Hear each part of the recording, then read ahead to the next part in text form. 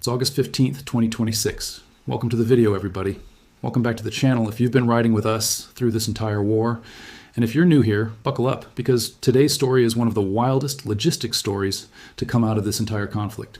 Here's what we're covering. The USS George Washington, a Nimitz-class supercarrier, just got yanked off a routine Pacific deployment and redirected straight toward the Middle East to relieve the USS Abraham Lincoln, a ship that has now spent more consecutive days at sea than almost any carrier in modern Navy history. We're going to break down why this swap had to happen, what conditions actually got so bad on the Lincoln that senators started writing angry letters to the Secretary of Defense, what the George Washington actually brings to the fight, and how this rotation fits into the broader blockade against Iran that's been strangling their oil exports for months. Then we'll hit the global roundup, where we've got fresh tanker attacks in the Strait of Hormuz, oil prices spiking, and a nasty night of strikes between Russia and Ukraine. And then we close out with the 4D chess analysis, because there's a much bigger strategic story here than just one ship swapping out for another. So stick with me. Let's start with the ship that's been holding the line, because you can't understand why this swap matters until you understand just how brutal this deployment has been. The USS Abraham Lincoln left its home port of San Diego back on November 21st of last year. It wasn't even supposed to go anywhere near Iran. This was a normal scheduled deployment, the kind carriers do every year, rotating through the Pacific, doing exercises, showing the flag. Then February 28th happened. The United States and Israel launched a full-scale air campaign against Iran, took out their supreme leader in a strike that's still being talked about, and suddenly a scheduled Pacific cruise turned into a full-blown shooting war deployment with no clear end date. The Lincoln got redirected into the Middle East in January, right as tensions were already boiling, and it has not left since. Do the math with me here. 260 plus consecutive days at sea. That is an absolutely brutal number for any warship, let alone one that's been running sustained combat operations that whole time, launching strike packages as part of Operation Epic Fury, supporting the blockade against Iranian ports, keeping fighters in the air around the clock to make sure Iran doesn't get any cute ideas about reopening the Strait of Hormuz on their own terms. Sustained flight operations require a constant grind of maintenance, of replenishment at sea, of keeping jets ready to launch at a moment's notice, and all of that wears down the ship, the systems, and most importantly, the people running them. The Lincoln was originally supposed to head home back in May. Instead, because the war with Iran kicked off right as that return window approached, the ship just stayed in theater. And theater is a nice sanitized word for it. What it actually means is 9 months without a proper break, without seeing your family, without a normal rotation home. Think about what that actually looks like day to day for a young sailor on board. You've got flight deck crews out there in the heat, in the wind, in the noise, launching and recovering jets around the clock, running arresting gear and catapults that need constant maintenance because saltwater and jet exhaust chew through machinery faster than almost anything else in the world. You've got the below decks, crews running the reactor, running supply, running the mess halls, trying to feed thousands of people 3 times a day with a logistics chain that has to reach them via replenishment ships, crossing hostile or contested waters just to keep them fed. Every single one of those systems has a wear limit, and when you push a deployment this far past the normal 6 to 7 month cycle carriers are typically built around, you're not just testing steel and circuitry anymore, you're testing human beings who signed up expecting a defined tour, not an open-ended commitment with no return date on the calendar. And here's where it gets ugly, because this isn't just a story about hull fatigue or maintenance schedules. This is a story about sailors. Reports started surfacing over the last couple weeks, and I mean serious documented reports from outlets that cover the Navy beat closely, describing conditions on board the Lincoln that frankly should embarrass anybody in the chain of command. We're talking about shortages of basic supplies. We're talking about water contamination issues. We're talking about plumbing problems on a nuclear-powered warship that costs more than most small countries' entire defense budgets, deteriorating mental health among the crew, deck safety concerns, mail disruption so bad that care packages family members sent months ago never made it to their sailors.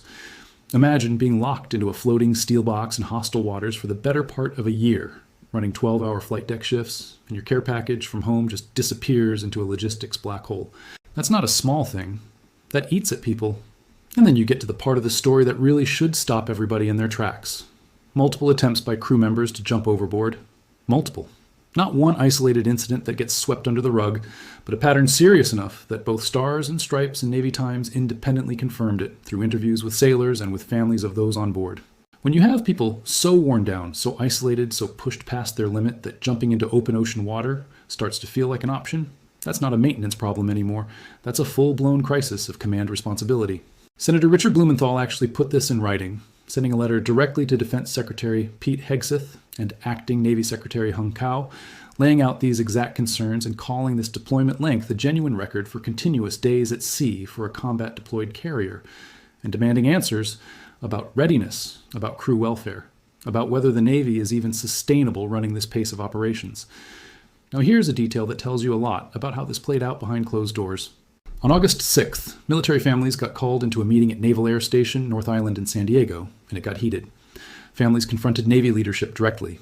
According to multiple people who were in that room, Acting Navy Secretary Hung Cao originally told these families that the ship being sent to relieve the Lincoln would be the USS Theodore Roosevelt, another Nimitz-class carrier that had just wrapped up a 2-month deployment and RIMPAC exercise cycle out of San Diego. Families were told the George Washington wasn't even in the conversation because of other operational commitments in the Pacific.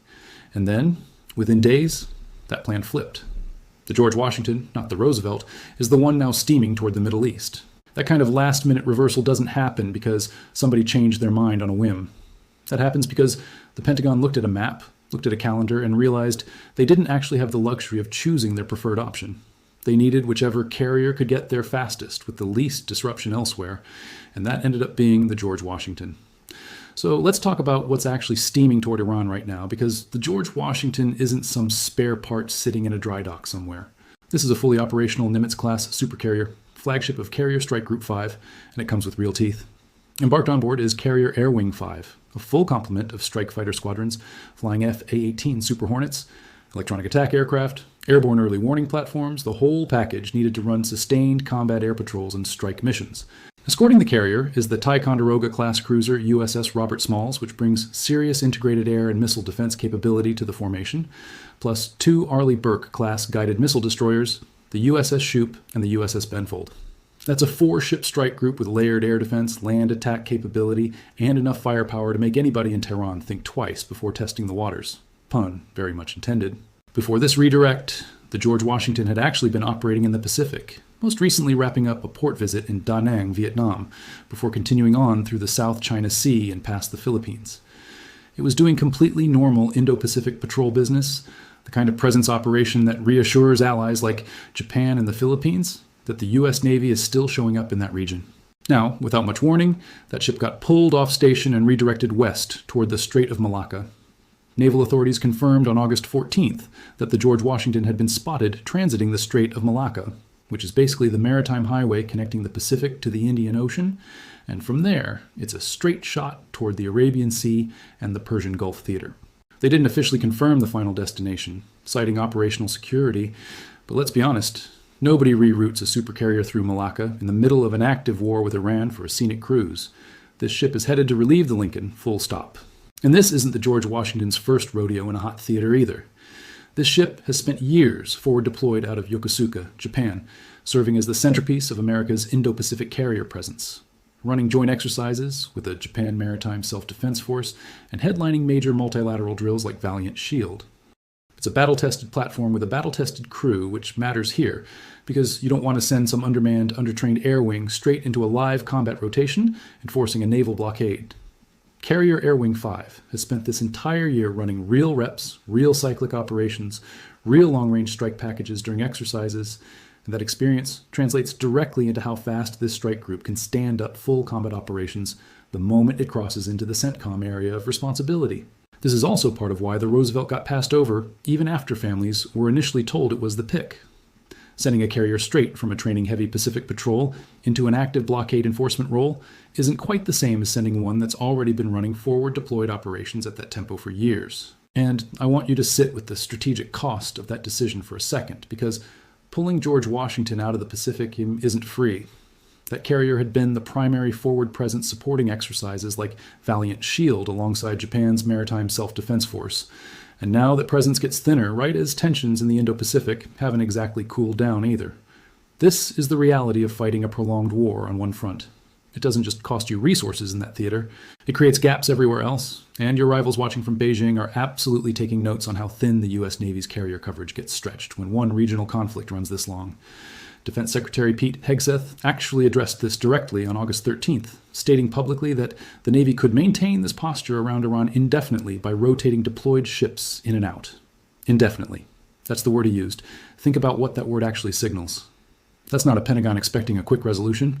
That's a Pentagon settling in for the long haul and telling the American public, and frankly, telling Iran, that the blockade, the strikes, the presence, none of it is going anywhere on any predictable timeline.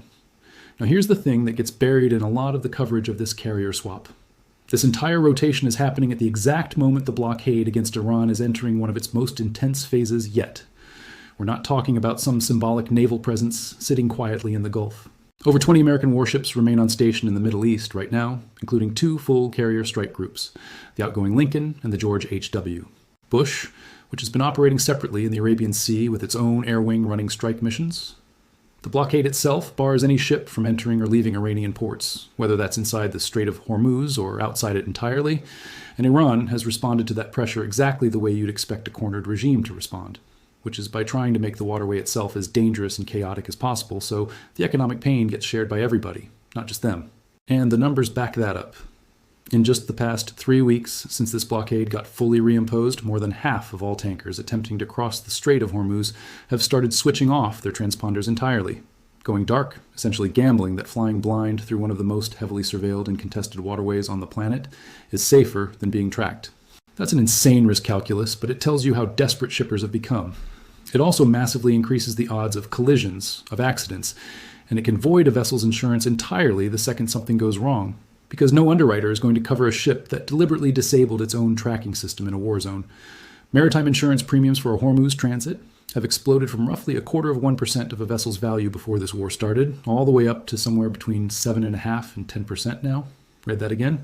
That's not a modest risk adjustment. That's the insurance market basically screaming that this route has become one of the most dangerous pieces of ocean on Earth. Just this past week alone, we saw exactly why. The Abu Dhabi National Oil Company reported that 2 of its tankers were attacked while transiting the strait, hit hard enough to draw immediate condemnation from the UAE, Saudi Arabia, Qatar, and Jordan, all of them pointing fingers squarely at Iran's Revolutionary Guard Corps and calling it an act of piracy. No group formally claimed responsibility, which is exactly the kind of deniable gray zone aggression Iran has leaned on throughout this entire war, when they don't want to trigger an even bigger direct retaliation. And then, on August 14th, just yesterday as I'm recording this, the UK Maritime Trade Operations Authority confirmed a drone strike against yet another oil tanker exiting the strait, this one sustaining minor damage with the crew reported safe. No name released on the vessel, no group claiming credit, but the pattern is unmistakable. Iran is trying to make the cost of doing business in that waterway so unpredictable, so dangerous, that even with the U.S. Navy enforcing a blockade and running escort operations, shippers start avoiding the region entirely out of pure fear, which ironically plays right into the economic squeeze the U.S. is already trying to apply. Meanwhile, Iran keeps insisting through their so-called Persian Gulf Strait Authority that no vessel is allowed to transit Hormuz without a permit that they themselves issue, a claim that has zero basis in actual maritime law given that the strait runs through both Iranian and Omani territorial waters, not exclusively Iranian ones. Iran's parliamentary speaker has publicly stated that management of the strait, in his words, will never return to the way it was before the war. That's not a negotiating position. That's a regime trying to permanently rewrite the rules of one of the most strategically important waterways in the global economy. And the United States Navy, carrier by carrier, destroyer by destroyer, is the thing standing directly in the way of that rewrite actually sticking. And it's worth understanding just how far this blockade has actually squeezed Iran's economy, because the numbers here are staggering. There have been stretches recently where Hormuz transits for actual tanker traffic dropped to essentially 0% of pre-war levels on a given day, with weekly averages sitting in the low single digits compared to normal. For a country whose entire economic model depends on getting crude oil out through that exact choke point, that's not an inconvenience. That's an economic chokehold in the most literal sense of the word.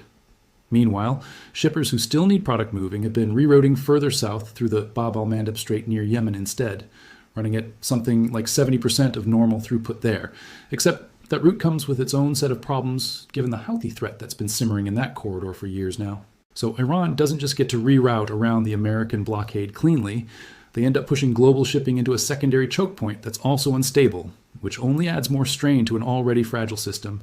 And honestly, that's a pretty elegant trap when you step back and look at the whole picture.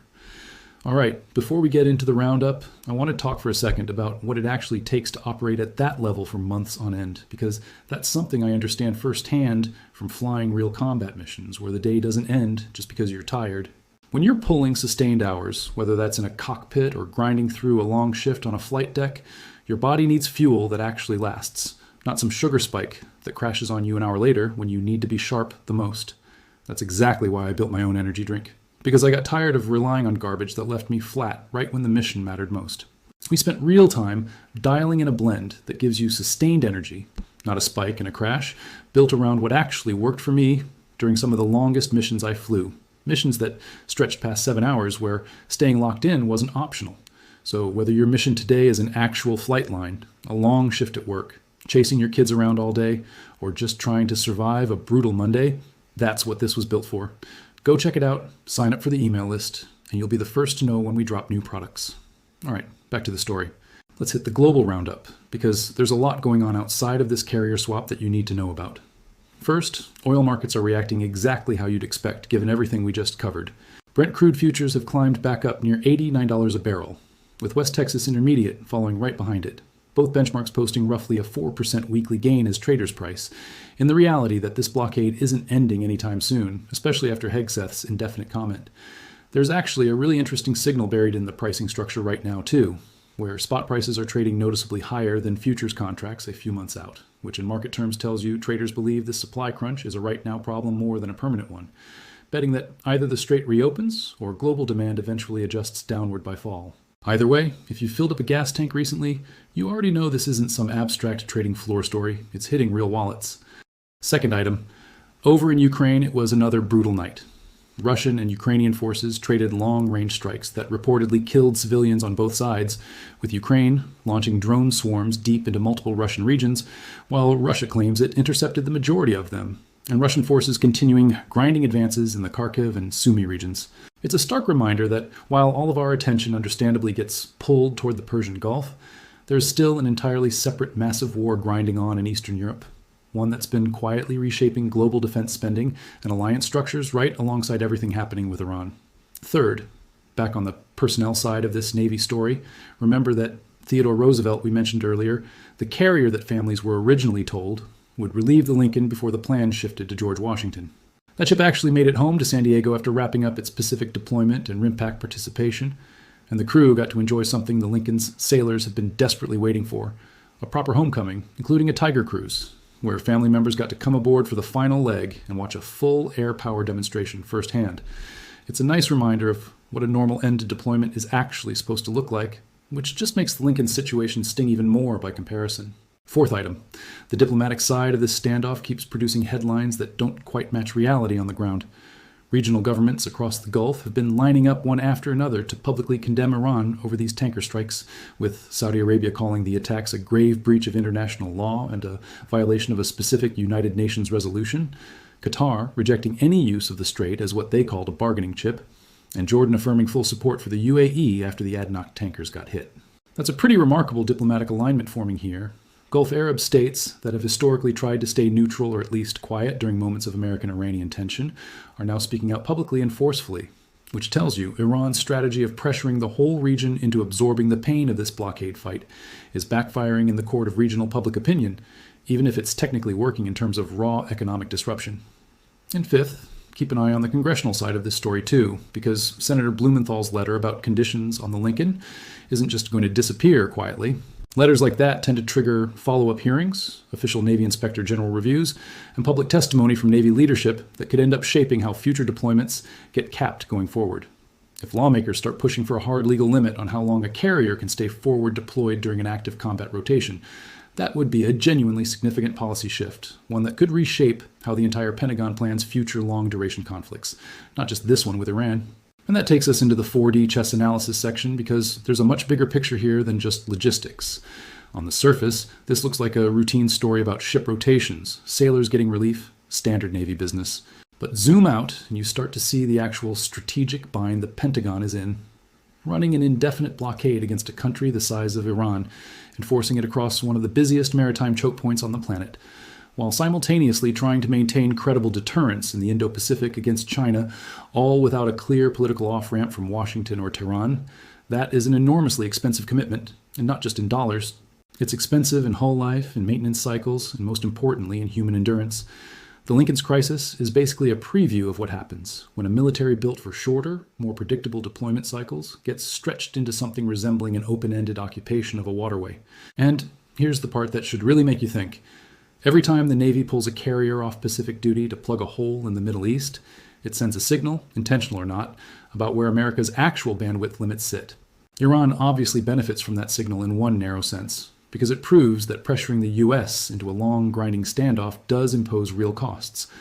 But the flip side is brutal for Tehran too, because Hegseth's indefinite framing means the Pentagon has essentially decided the political and military cost of maintaining this posture is worth paying for as long as it takes, treating this less like a temporary crisis response and more like a permanent new normal in how America polices that stretch of ocean.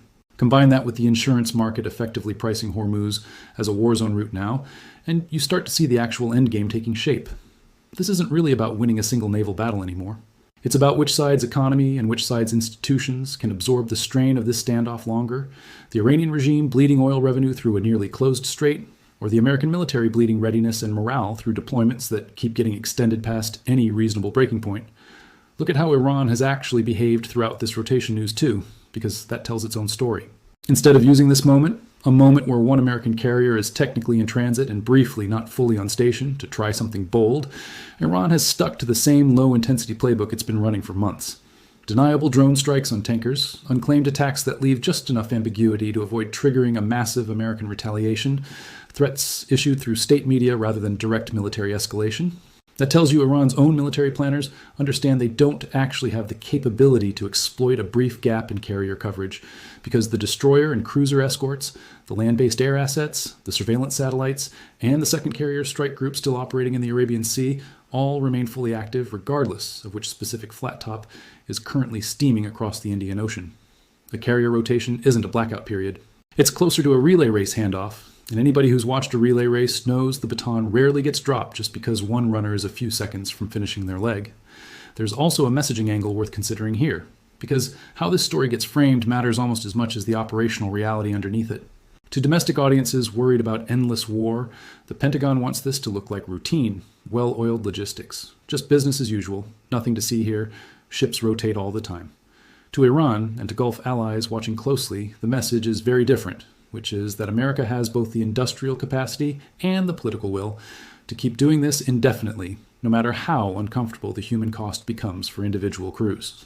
Both messages are technically true at the same time, and that's exactly the kind of dual messaging you'd expect from a military trying to project strength abroad while quietly managing a genuine morale crisis at home. It's a tightrope, and how well the Navy walks it over the next several months will say a lot about whether this entire blockade strategy remains politically sustainable heading into next year. There's another layer to this worth thinking through too, and it's the shipbuilding and industrial base angle that almost nobody talks about on camera.